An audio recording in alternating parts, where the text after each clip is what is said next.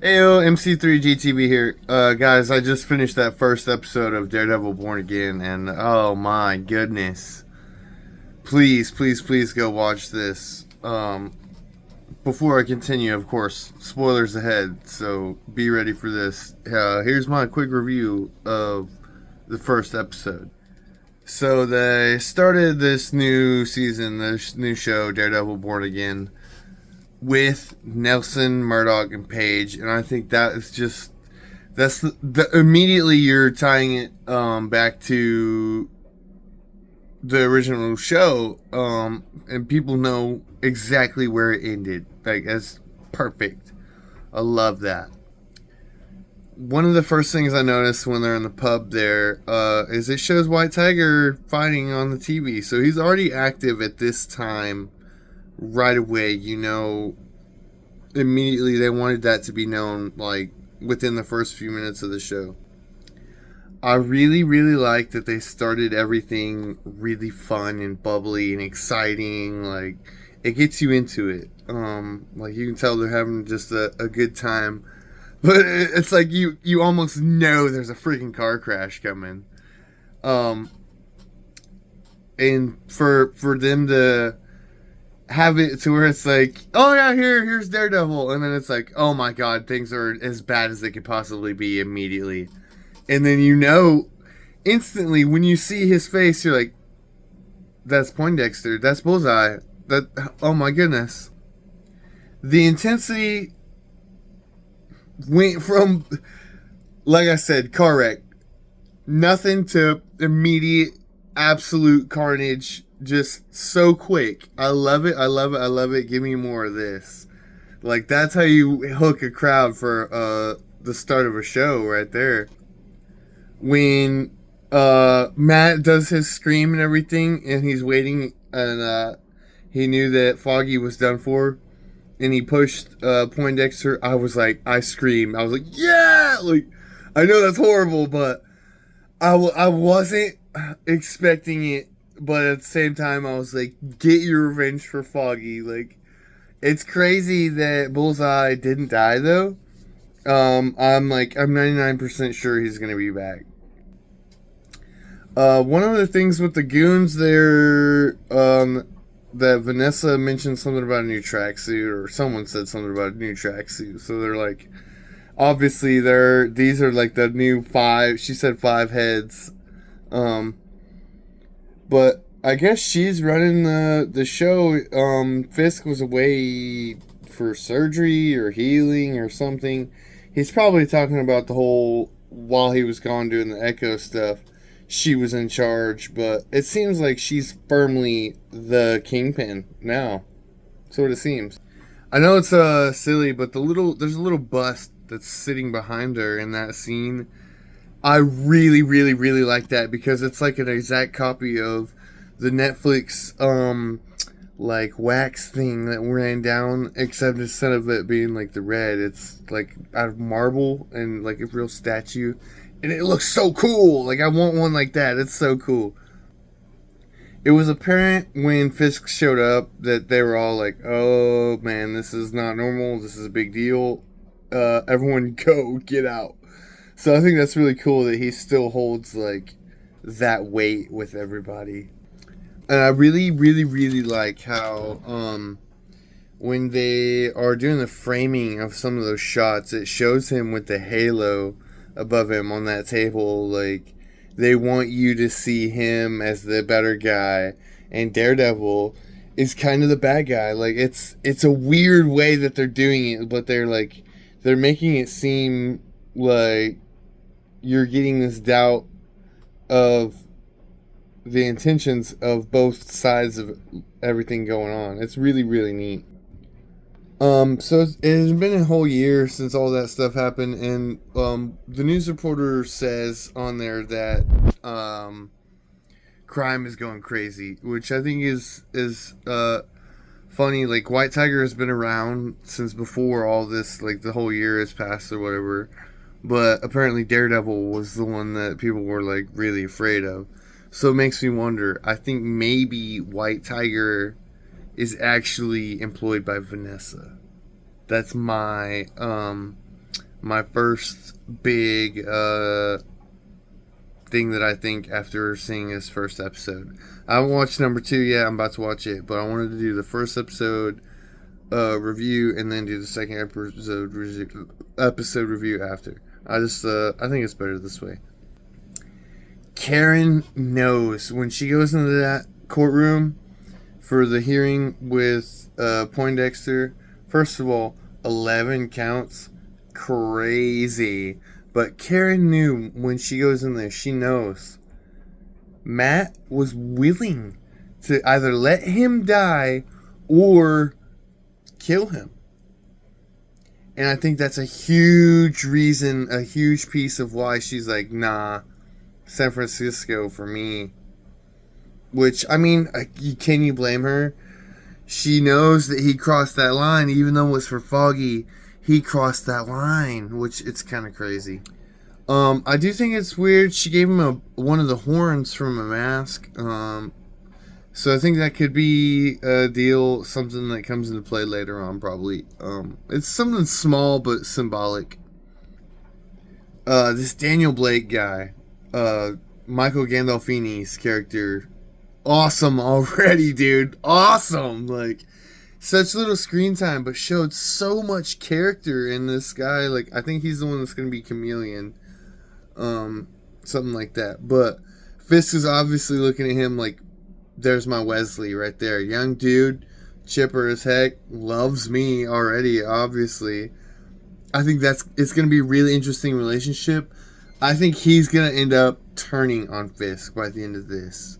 That's my second very bold prediction from this episode, is I think he's going to end up turning on Fisk by the end of this, and or turning on Vanessa for Fisk. One or the other. We'll see how that goes. I'm really, really interested to see what they do with his character, though, because already in that short amount of time that he was given, I'm like, I need to see more of this guy. Give me. They make it pretty obvious that Matt and this law firm that he have with this other person is doing very well. Like, they've got a lot of people working for him, big fancy building, lots of windows. It seems obvious they've won some major cases and got a lot of money behind them at this point. Like, they're showing that for a reason. I feel like they wouldn't for nothing. He might hit rock bottom before the end of this. We'll see. I think it's funny that this chick that Foggy was trying to hook up with at the beginning was set Matt up on this date with this other girl. It just shows that he's not doing the Playboy thing, really. He's been a loner this past year. He's different. He's not the same Matt Murdock that we know, that we've seen before. Which is not a bad thing. And I really like this new chick. They've got instant chemistry. I don't know what it is. I'm glad we didn't see anything about this with any of the trailers or anything. Like, this being kept under wraps is probably one of my favorite things so far already. Like, I can't wait to see how she's going to tie into everything. I don't know anything about the character. She might be someone special from the comics. I don't know. I haven't looked into anything like that. Just from watching the show, though, like, I can tell it's already making it, like, to where she's tying in pretty well. And I think she's going to be a big deal. And with all that, I just love seeing Charlie Cox play Matt Murdock. Like, he's so good at giving you this human side of the character and really giving you the investment in him. Like, you want to see him do his best. You want to see him succeed. You want to be his friend. You want to give him a hug when he's sad. Like, and you want him to get this, like, out of this slump. You know that he's in it because his friend died and everything. But it's like, Charlie Cox plays this character so well that you want to just comfort the man, and it's awesome. I have to say, the BB report, them doing just the small little things of it so far is really, really cool.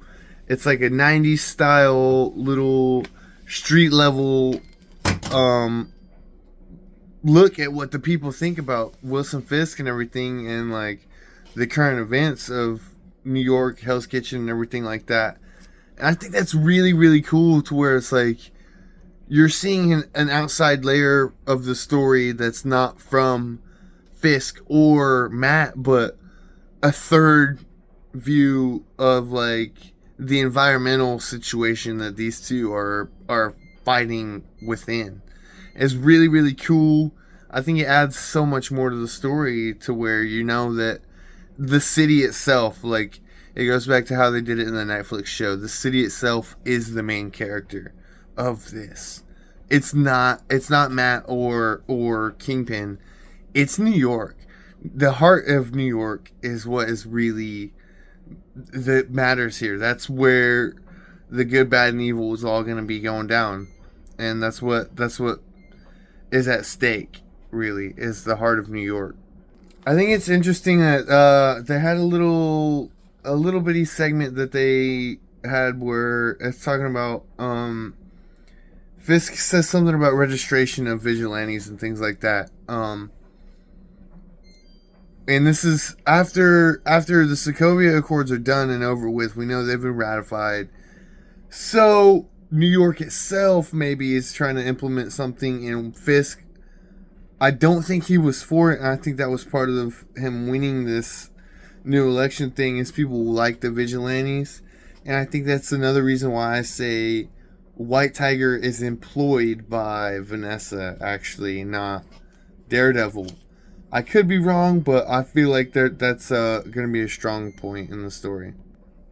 The diner scene here, I think, is really important, and seeing that guy come up to Fisk and be like, "Oh, hey, yeah, look, I'm voting for you," like that, I think is big because it shows the people are behind Fisk.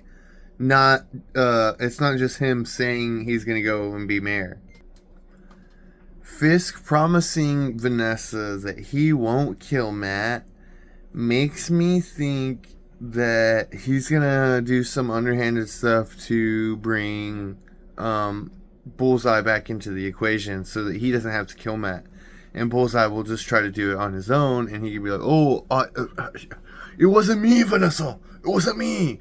But we'll see how that goes. I think that promise in itself, not to kill Matt, is what's going to cause the dissension between the two of them.